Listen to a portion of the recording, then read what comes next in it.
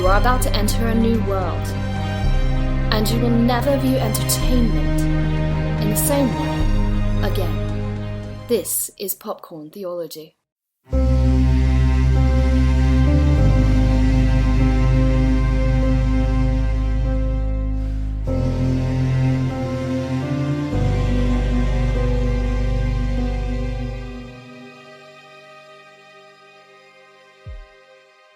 Welcome, movie lovers and theology nerds, to Popcorn Theology, where we examine films for where they align with the greatest story and our greatest storyteller, discussing what to receive, reject, and redeem for common ground, fruitful conversation, and mindful movie consumption.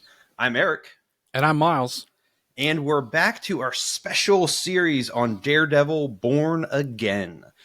We are covering this series as it releases to discuss its themes, provide some quick rounds of reject, receive, redeem, and very important, there is no spoiler-free section. So from here on out, be prepared. Everything is fair game. We will talk about everything. And so with that said, Miles, what happened in this episode? Yes, so this is definitely spoiler zone because we're just going to describe the episode. This was episode 3, titled In the Hollow of His Hand. And this episode centers on Matt's criminal defense of Hector Ayala following the events of episode 2, when Hector unknowingly kills a cop while he's attempting to break up an assault. To complicate the matter, Hector is also one of the vigilantes that's been stepping in Daredevil's place. He's known as the White Tiger. And so in this episode, Matt works to protect the only witness of the crime, this drug-addicted informant, and there's drama in trying to keep him protected. That's the reason Matt got in the fight in the end of the second episode. Meanwhile, cut to Fisk. Fisk is trying to distance himself from all the swarming rats of his past, all of his criminal enterprise, and kind of depart from his former life. We don't know whether he's serious about that or not. And you start to see parallels between Matt and him in saying, can I really leave my life behind? Also, Fisk is trying to repair his marriage in light of a adultery by Vanessa. And Vanessa doesn't want to leave the criminal empire behind. She's doing just fine. And so there's tension in his marriage. And she's afraid that there's going to be a war breaking out as Fisk pulls out in the power vacuum. But Fisk believes that they need the chaos in the city before they can bring in like a more sure peace. It's almost like a power vacuum, so it's a little bit of his plot coming through. Now, back to the trial. After Hector takes the stand, Matt reveals his secret identity to the courtroom because the previous informant, once they had finally gotten him to the stand, was too intimidated to tell the truth. And so Matt has to pull this Hail Mary, wink, wink, Catholics, and say, all right, Hector's the White Tiger, and through his expert lawyering, Hector is found not guilty. Then, upon hearing that Hector has been acquitted, Fisk doubles down on his promise to end vigilantism in the city. And the city ends with a nice dinner between Matt and his new girlfriend, his therapist, and Hector puts his White Tiger mask, about to go save the city, and a man in a Punisher outfit shoots him right in the head, and he dies. Roll credits. And the frogs. The frogs. The frogs making their apparently annoying sounds to us gringos. But to the Puerto Ricans, they love that sound. I'm like, that's a great frog. Why would... I hate tourists, all tourists, regardless of ethnicity. But it's an interesting thing because he talks about that sound being, these frogs were monogamous and they mated for life, and that sound was reaching out for your lover, to find your lover. And it's just this tragic frog sound where you see he's reaching out, and that call will never be answered because he's been killed by, yet again, somebody with a Punisher symbol on him. And again, in this question... or in this series, for another episode, we don't know why people are wearing the Punisher symbols and killing people. There's that's left hanging. We also don't really know why people in this world wear Punisher symbols. As I see some people wearing Punisher symbols, I was like, I don't think those two go together. But okay, yeah, that's fine. But it's intimidating. It's provocative. It's a fantastic symbol. But yeah, I also agree. I have my questions about Fisk, like how they're playing, and listen to my previous episode with James where we talked a little bit more about, is this a real change or is this just a temporary thing with Fisk and how he's doing it. I think he wants to be at a higher level, but I think he's going to revert back down, because being legit and being a crime lord are two different things. Playing in the light is very different than playing in the darkness. So It was, yeah. Let's get into some more general discussion and our popcorn thoughts on episode 3. So, Miles, how are you going to rate this? Stale, fresh, or buttered and salted? I'd say it's fresh. I liked it, but this really makes me miss the days in which Netflix would drop an entire season, because there's a lot of Daredevil episodes there really are a good bridge between episodes, but there's no Daredevil in it. Right. Yeah. So I really wish I had been able to see more than one episode here. But that being said, there's some things about this episode I really enjoyed. I liked when Matt met the cop in the bathroom that he had previously beat up. Although I couldn't remember it was exactly the same cop, I actually went back to go watch the fight from episode 2 to make sure it was the same fight.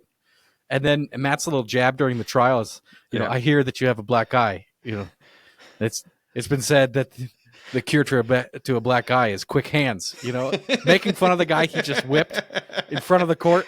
Yeah. But because Matt is Daredevil and the cop is corrupt, they can't really say, oh yeah, we just had it out when when this cop tried to kill the witness, the key witness. And me. Yeah. And I also really like the Matt and Kingpin parallel, where they're washing the blood and rubbing their knuckles. Both as I think it was a symbol that they're being drawn back into their past lives. It's like, that's pretty cool. Yeah. That's pretty cool. We still don't know why the Kingpin's hands are roughed up, though. That's the part that's interesting. Because, we can assume why Matt's are, but there's been 2 scenes now with showing the Kingpin's hands messed up. But there's been no explanation so far. I thought I just hadn't paid good enough attention. No. Yeah. So okay. Because I thought maybe he punched the wall or something. Yeah. To my knowledge, we have not seen him throw a punch in this show. We'll have to go back. So there's some good mystery. Like one thing I liked in this episode is that when Sherry, the ex-cop who helps Matt out, is trying to protect the witness, I was at a point where, because Daredevil will kill people like Foggy, it's like, I don't know if Cherry's going to make it out of this. Yeah. I don't think that. I thought the witness is going to die on the way. And I was genuinely uncertain. So many superhero movies and shows, I just know how it's going to turn out. Still enjoy it, but you just know. But there was good tension there, and so I was like, this is a pretty good episode, considering that Daredevil wasn't really on screen. Yeah, and so I think it's fresh. What did you think, Eric? Yeah, I'll go with fresh. It was okay. Like I said, I don't think it's stale. It definitely wasn't buttered and salted, but it was like, yeah, no, it's a good, like you said, it's a good, like, all right, cool. This is a good episode to see a different angle of Matt and Fisk, but there's not actually a lot that actually happened. This is more one of those set up for the next episode type of episodes. And so, because my biggest gripe, though, and I kind of already started talking about it a little bit, is there's no real resolution from the end of episode 2. Yeah, it's a hugely dramatic moment. Well, even in the recap. Yeah, in the recap, they're like, previously on, and it's like, does the recap, and then it ends on that scene, and it's just the next scene, and it's like, wait, what happened? Like, the one cop got his arm broken. The other cop was... Yeah. In real life would have been dead. When he flips him over and he hits his neck sideways on the ground. Oh, yeah, exactly. It's like they're not walking away from that, especially with the one guy only having a black eye. It's like, no, it's like there need to be a lot more resolution to it, which makes me wonder if we don't know what's been reshot and not, and it makes me wonder if that violent scene was part of the reshoots. And so it feels disjointed because it is just disjointed. So I'd be curious to see. Yeah, and there's doesn't seem to be like there's not that he tapped into his darker side, which he hasn't been wanting to do for a while. But so far, there's no repercussions for it. There's no character development from it. Like we don't know what he's thinking. So those are my gripes from previous episode to this one. It's like there's this disconnect that I wanted more resolution on. But as far as the courtroom scenes go, I thought they were good. Some of the better parts of the episode, you can tell these people. You can tell these people actually like at least grew up watching Law and Order. Unlike the She-Hulk people, where they're like, "Oh, we'll do this trope and we'll do that trope." Yeah. Matter of fact, you think about Law and Order, you could view episodes 1 and 2 as like your of the first half of a Law and Order episode, where they're following the police on the first half, and the second half you're following the order, which would be the courtroom. And so you could see that with episode 3 being the courtroom portion of an episode of Law and Order. And I grew up watching Law and Order, all three, Law and Order, SVU, and Criminal Intent, which starred Vincent D'Onofrio. Which was a fantastic, fantastic show. That's where I fell in love with him back in the day. So when he became Fisk, I was like, oh, heck yeah, I love this guy. He still creeps me out a bit because I remember just a few scenes I saw with that movie where he's a psychopath and Jennifer Lopez goes into his brain. I know exactly what you're talking about. But as a kid, I saw a few of those scenes and then turned it off. And I've seen that entire movie, but I can't tell you a thing what it's about. What it was There's like. a couple scenes that are burned into my brain that I'm like, oh yeah, that's right. But yeah, it's a very, very interesting movie at how it ends. Now, as far as the show, again, we love Vincent D'Onofrio, but that's not what this show's about. This podcast is about. But no, I love the title. I love the title of this episode, which was In the Hollow of His Hand. And I thought that was, until the end of the episode, I wasn't sure what they were talking about. Because are they going Christian theology route, or are they going Fisk Kingpin route? Like what are they doing? So I like that. Hopefully they continue to lean into what, in my opinion, always made Daredevil interesting, which was this belief in a higher power. If you go back and listen to, forget what episode, when they covered season 2 of Daredevil back in the day, I think it's episode 40. Go back and listen to that episode. There's a conversation that's taking place between the Punisher, Daredevil, and I think someone else. And they're all talking about, what needs to take place. And Matt's the only one that is appealing to an authority beyond himself. Yeah. And that is what has always made Daredevil more interesting than some of the others, is he's wrestling with, my faith tells me what I'm doing is actually wrong. And he's wrestling with that. But and he's also thinking it's the right, but he's also saying, but it's the right thing to do. So it's this tension. Yeah. It's this tension that's going on. But no, more about the title of the episode. Miles, you had some really good research that you got. Too. It's just, that's one thing I love about Daredevil. You nailed it, is that it at least takes seriously the belief in a higher power. And it seems like the writers actually dive in for a little bit of deeper meaning in each of these episodes. And so the title is Hollow of His Hand. And I was like, that's not a phrase I use very often. So I searched in my Bible app, and I only saw like one hit in Isaiah 40 verses 12. It says, "Who has measured the water in the hollows of his hands, and marked off the heavens with a span, enclosed the dust of the earth in a measure, and weighed the mountains in scales, and in hills in a balance." And the idea is mountains and hills and everything are so much bigger than us. And the biblical writer is saying that just fits in the palm of God's hand. And like you, I was waiting for that whole episode for this to come up. Where's the connection here? And then you see, it's like the second to last scene, maybe third to last scene, the counselor, Heather Glenn, who's now, it's just such good drama, Matt Murdock's girlfriend, and Fisk and his wife's marriage counselor. And after they're having this victory dinner after Matt wins the case, and she proposes a toast, to a man who can cook, meaning Matt, to a well-won case, and Foggy Nelson. May God hold them in the hollow of his hand. And so, looking up this phrase further, there are several hymns that use this phrase. Basically, it's, well, God's going to protect you. He's strong and he can protect you. So there's a hymn that's titled "Hollow of His Hand." There's another hymn I think that begins with like, safe am I in the hollow of His hand. I didn't look these up. I didn't grow up singing them.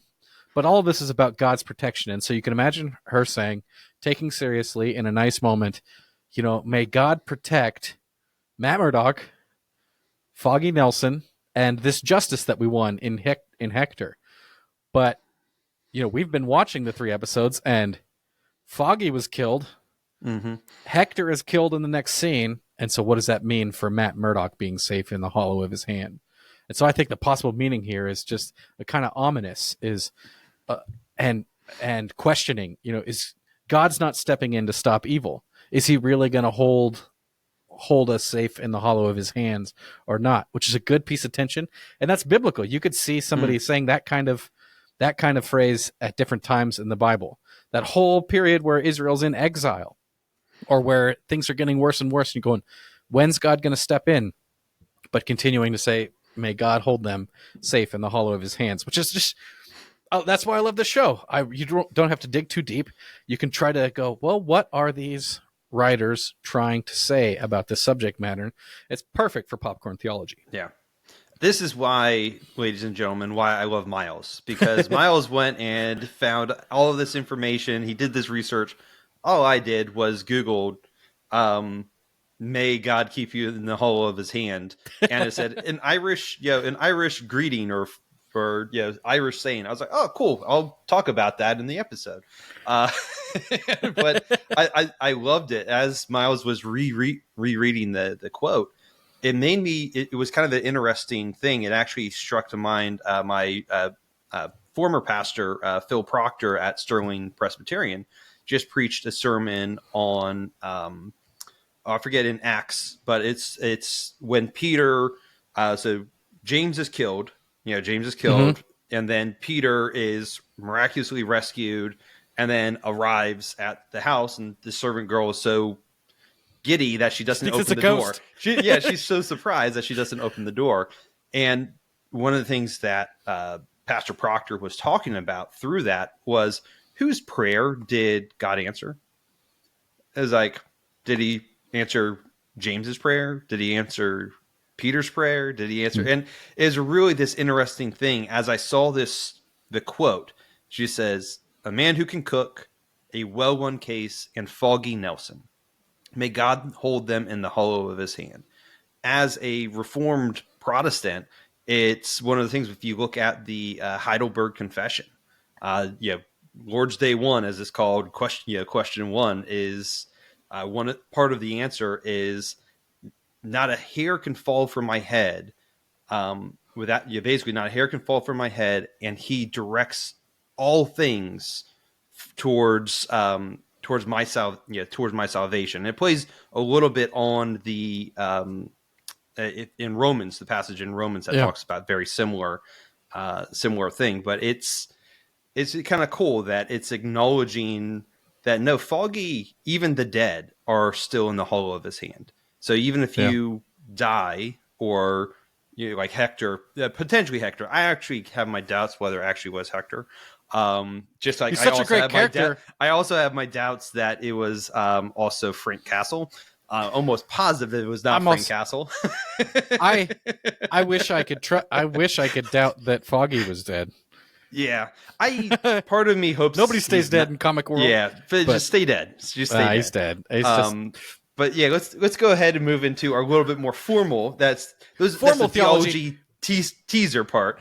But the theology ratings, and then our reject, receives, and redeems. So, Miles, what do you think overall with the episode?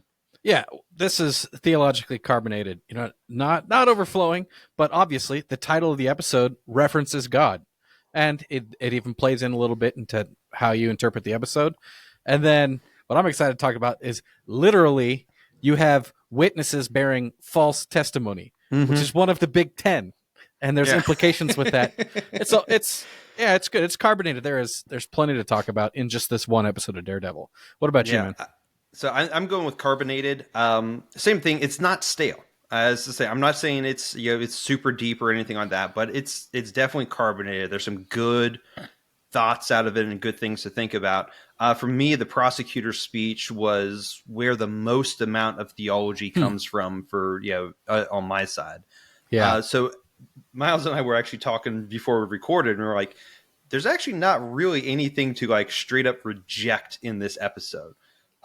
Because the episode isn't saying, "Hey, Fisk is a good guy," or whatever. It's not trying to muddy the waters when it comes to some of that stuff. So, so for us, there's not really anything to reject in this episode. It portrays, if you disagree, let us know. We'd love to hear some rejects from this episode that we maybe missed. So, with that, we'll move into some receive and redeem. And Miles, why don't you get started with what you got? Yeah, one thing to receive is these episodes portray evil, but they portray it from my biblical perspective in an accurate light. So my first receive point is the evil of bearing false testimony. So it's very clear that one of the big tens, we often summarize that commandment, thou shalt not bear false testimony, as don't lie. And I think that is an implication. But I actually think that this show describes very clearly what the main thrust of not bearing false testimony is false testimony and lies perverts justice. So if you read Exodus 20, verse 16, one of the two descriptions of the 10 Commandments, you shall not bear false witness against your neighbor.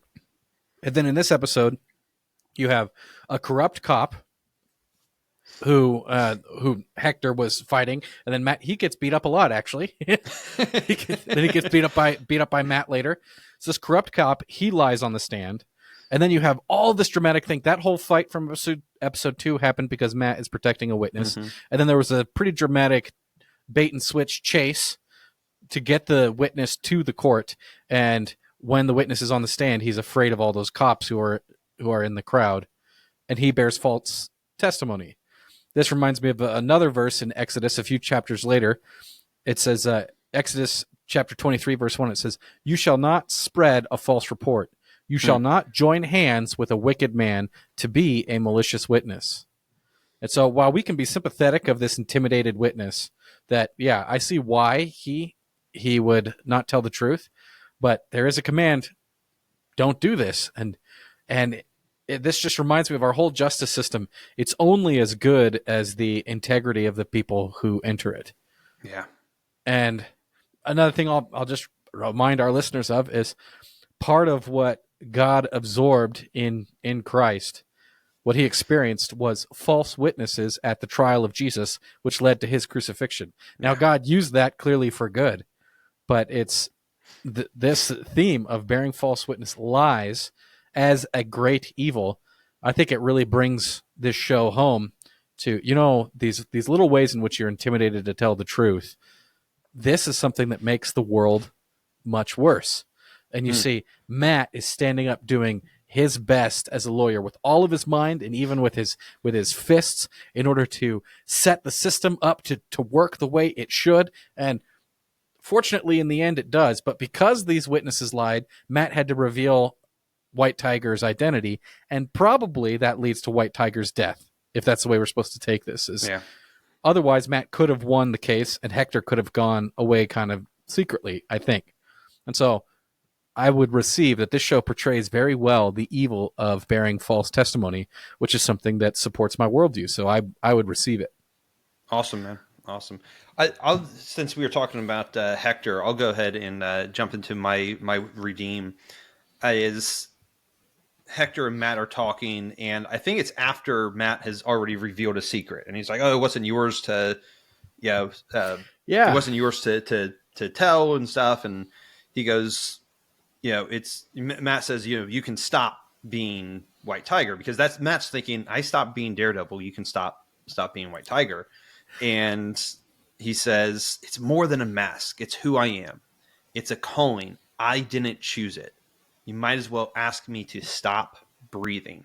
And there's many ways to go with this. And this is why it's a redeem. I think that you can go a positive way and you can go a very negative way with that type of mentality. And the redeem side I'll go is we were created to work, and work is an integral part of our identity. ask any man who's ever been unemployed and hasn't been able to work. Like that it drags his identity down a lot. He feels like a failure, even if he's not. He didn't do anything wrong. It's just the fact of the matter. He became unemployed for whatever reason. It drags your identity down. Yeah, but it's not our actual identity at the end of the day. It's an integral part of it. It's a pillar of it that puts you up. If you like don't that he uses the term calling. Where does calling come from? Who is doing the calling? Where are you getting the sense from? It's not just I feel it in my heart. It's this, I think I'm called up by something higher than me to do this thing. Yeah.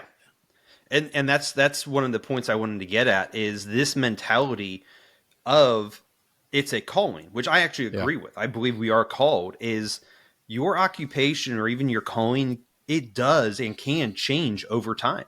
And it does because we're not immutable beings. Like me as a banker, I'm not immutable in that. I've been in 3 different fields within banking. Technically 4, depending on how you want to cut stuff. It's all the same career field, but it's all different positions and responsibilities. You get called to different things at different times. You could be called at one point to be a pastor of a mega church, let's say. You have several thousand people, and then God calls you to go and stop, maybe even to stop being a pastor and go and do something else. It changes over time because we're not immutable beings. But when you start to hold on to that of no, this is my calling, it can start to, you start to get it in, instead of being ingrained with God's will, you start to get rough against it and start to get splinters, if you want to do that. Yeah, and you kind of forget. Yeah, you forget who did the calling. Yeah. And so if I think I'm hearing you correctly, we can be called by God to do something, but that doesn't mean that you don't ever change. Yeah. And so you go, it doesn't mean it just depends. It's not necessarily a permanent thing, because the confusion comes about because God, he's conforming us to the image of Christ, and he does it primarily through a process. So it's a process. So you'll start at A, you'll move to B, you'll move to C, and it will go over time. And so anything that doesn't fit that image, it gets whittled away. It gets whittled away over time. And even if it's something we believe, if we didn't have it, there'd be no reason for us to, no point of breathing anymore. It's like, oh no, if God took this away, I wouldn't be who I am anymore. And you look back on your life, a lot of times you realize those things you thought of so I'm 30, almost 37 now. The things I thought of when I was 20, if God took that away from me, I wouldn't want to breathe anymore. I don't even remember. I know there were things because I had a journal at that point, and I've gone back and read the things that 20-year-old stupid Eric thought and believed about life. And go, oh, wow, that was a really integral part of my identity at that point that now I don't even remember 17 years later. Sometimes it might be a mercy that God takes that away from you, even if it's a good thing. Be like, that's might be an idol if you're saying, I'm not me without this. Exactly. Yeah. That's what I've said it before is God will not abide rivals. He is the king. And he will not abide a rival. So even if it's a good thing in your life, if you put it in the wrong order, he will not abide that as a rival. Well, I was talking with my lead pastor just this week. He was counseling somebody who said she has people in her family who at one point were pretty faithful Christians, but have kind of added other things to their plate. And he's about to preach the gospel at a funeral there with these people there. And this lady was like, well, I still think they're saved. They asked Jesus into their heart. And we were saying, Jesus is the same God. He's still a jealous God. It's like he can tolerate a lot of error in our theology. He can tolerate a lot of sin, but I don't think that he will tolerate adding gods to your plate. That ain't no. I can't abide that. And so this calling could be short, but God will call you through things. But the one thing I think this is receive. What's really cool is the way Matt won the case. Is it shows that at least the jury and the public opinion are rooting for kind of the same things that the audience is, which is doing the right thing. So Matt's big strategy when his witness fails because people aren't obeying God's commandments is to reveal that Hector is the white tiger. And they do this montage basically of talking about good things that Hector did, and then Matt asking him, why'd you do it? Because it's the right thing to do. Over and over again. And that's a biblical thing. You know, the verse that you want to justify any kind of vigilante or heroic action, James 4:17 says this: whoever knows the right thing to do and fails to do it, for him it is sin.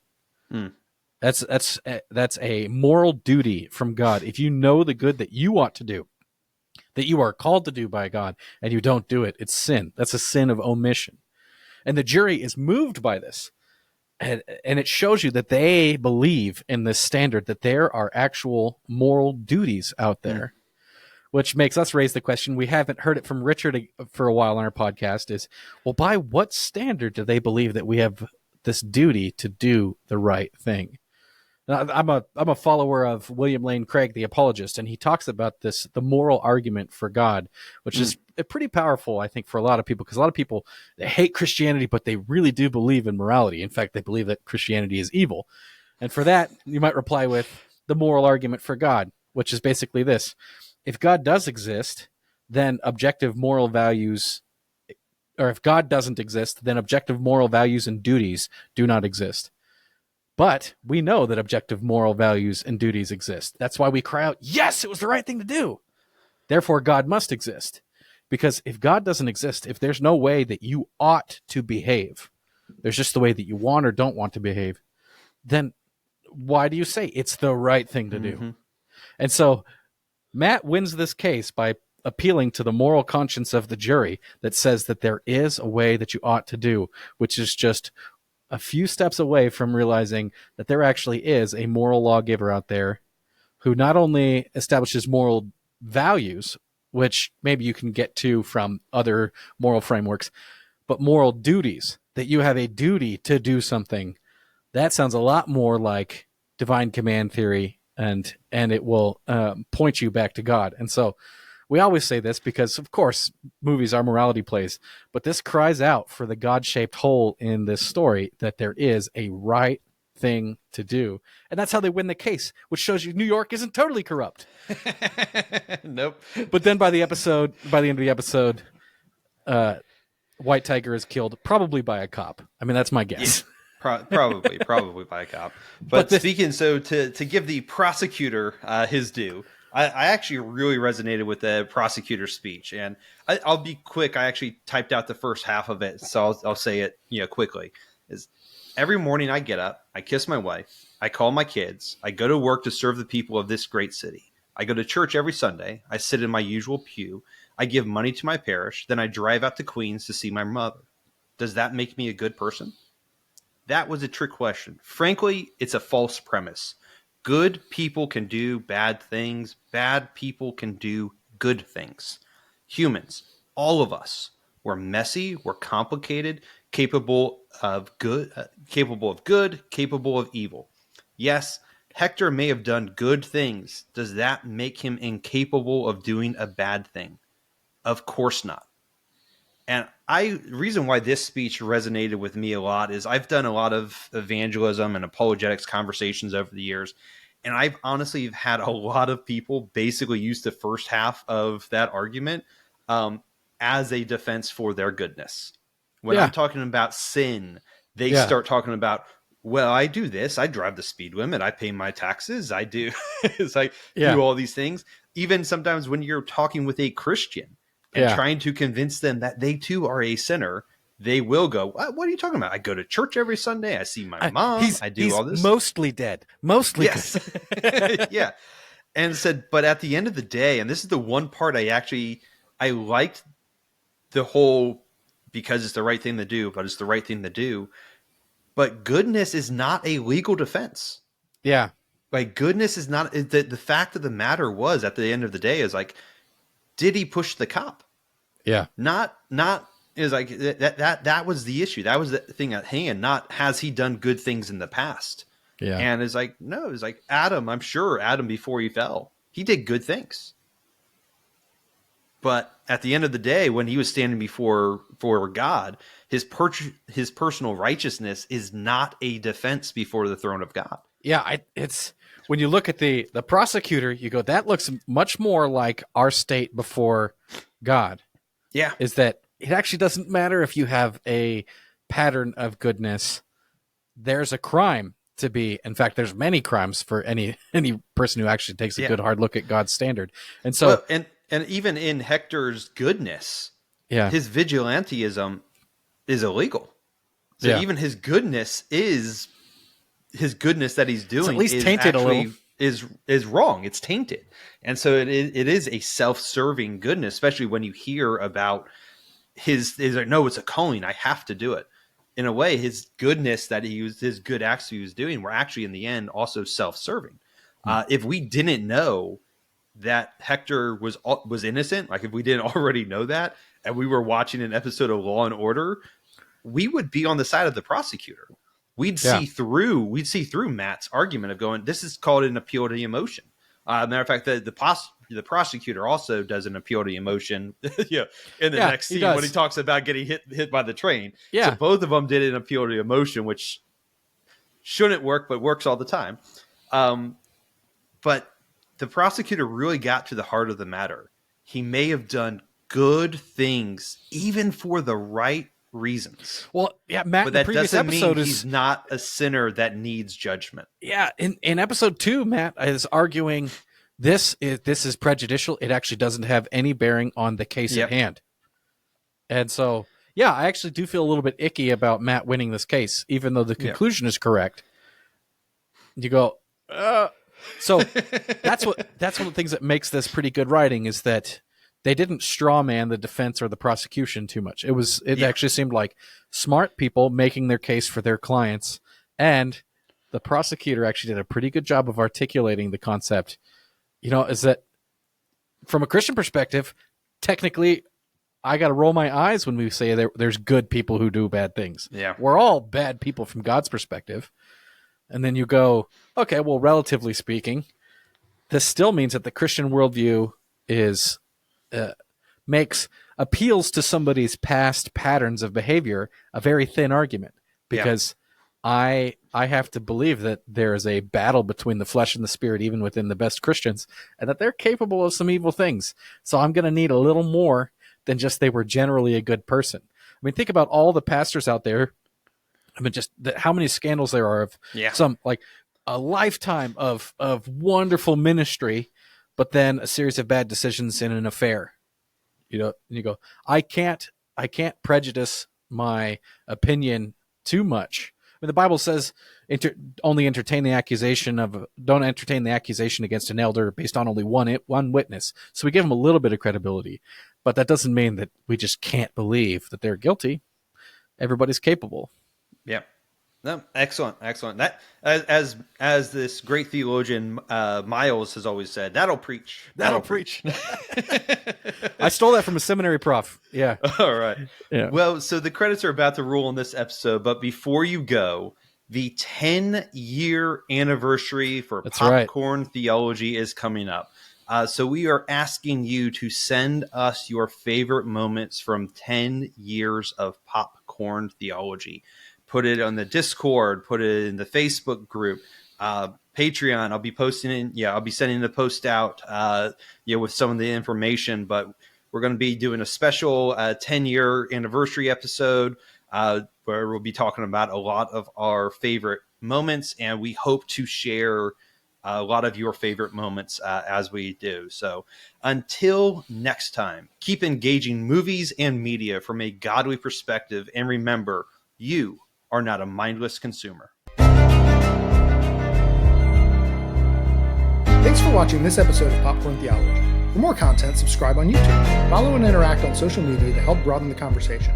Check out our archive of past episodes at popcorntheology.com or wherever you listen to podcasts. And consider becoming a patron saint by supporting us on Patreon, which lets you interact, influence, and enjoy exclusive bonus content.